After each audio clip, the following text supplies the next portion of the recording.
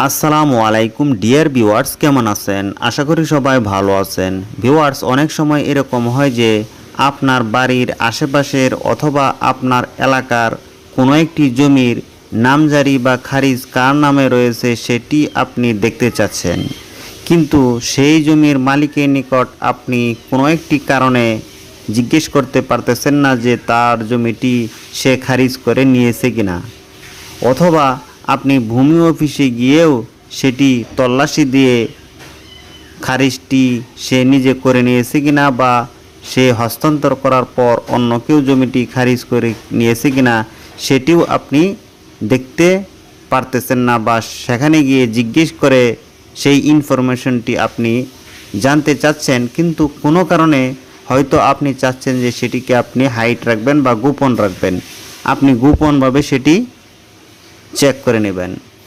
এমত অবস্থায় আপনি চাইলে কিন্তু আপনি ঘরে বসেই সেই কাঙ্ক্ষিত দাগের জমিটি কার নামে নামজারি বা খারিজ করা রয়েছে সেটি দেখে নিতে পারেন।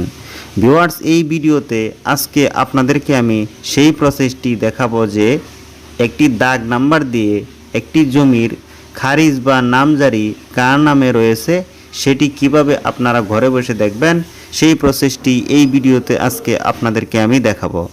ভিউয়ার্স, কথা না বাড়িয়ে এখন চলে যাচ্ছি মূল ভিডিওতে।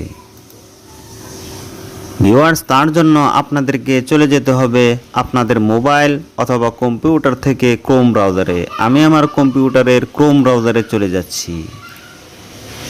এখানে আপনারা যদি মোবাইলের মাধ্যমে এই প্রসেসটি করতে চান তাহলে অবশ্যই ক্রোম ব্রাউজারে গিয়ে আপনাদেরকে ডেস্কটপ সাইটটি অন করে নিতে হবে, তাহলে সেম কম্পিউটারের মতোই আপনারা সহজভাবে কাজটি করতে পারবেন।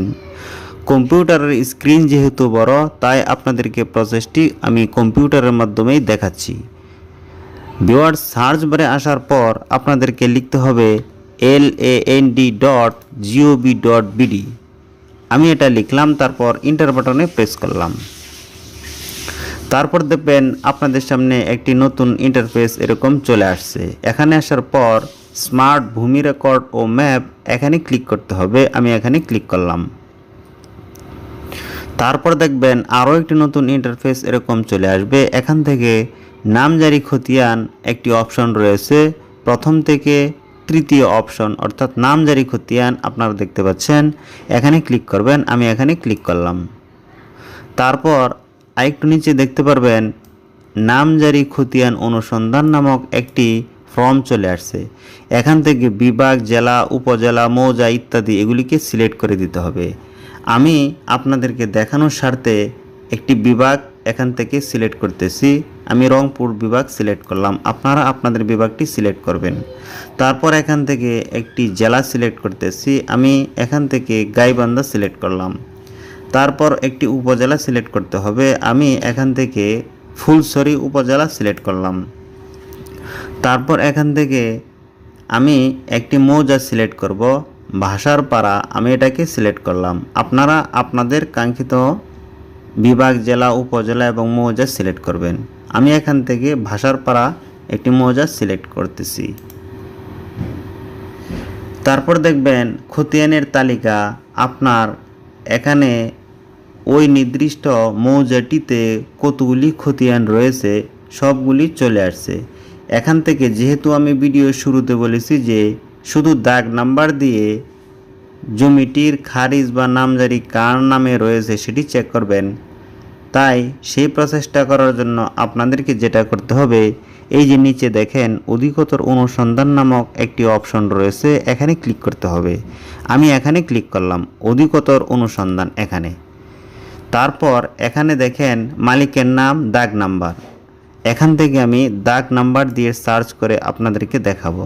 যেমন আমি একটি দাগ নাম্বার এখানে দিয়ে দিচ্ছি 1413। আমি 1413 এটা লিখে তারপর খুঁজুন এখানে ক্লিক করলাম।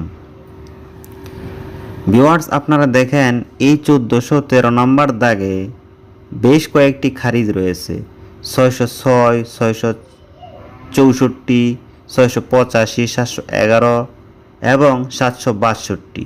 অর্থাৎ এখানে খারিজ রয়েছে মোট 5টি ওই একটি দাগের উপর।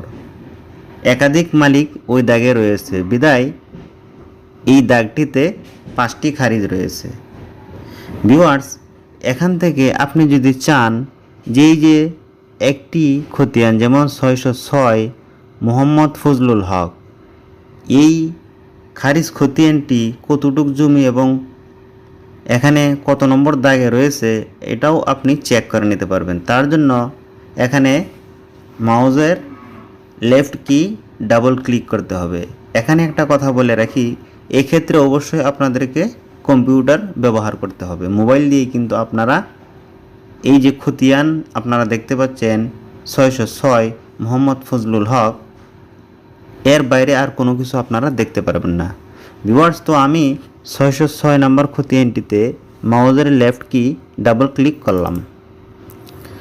ভিউয়ার্স, আপনারা দেখতে পাচ্ছেন এখানে 1413, নিশ্চয়ই আপনাদের মনে আছে আমি দাগ নাম্বারটি দিয়ে সার্চ করছিলাম 1413, এবং দেখেন 1413 এবং এর পাশাপাশি 1417 এবং 286 নম্বর দাগও রয়েছে।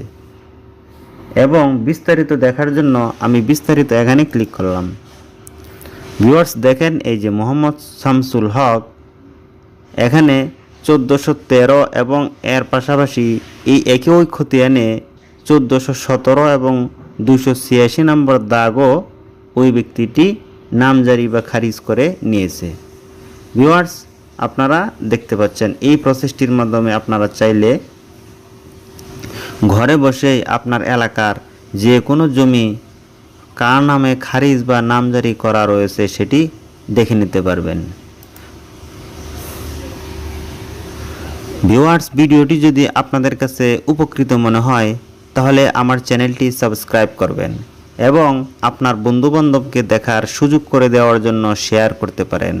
আর যদি অলরেডি সাবস্ক্রাইব করে থাকেন তাহলে থ্যাংক ইউ সো মাচ।